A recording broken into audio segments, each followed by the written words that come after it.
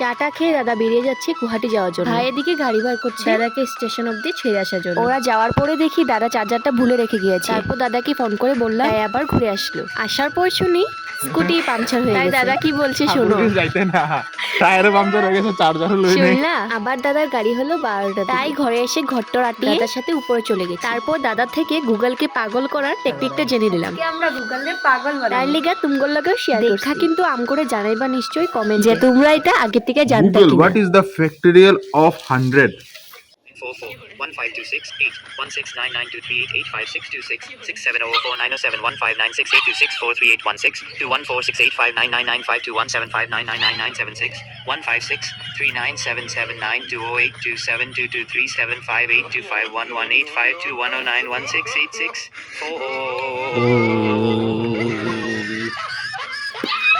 कौन है ये लोग? गूगल को पागल बना के मजा आया।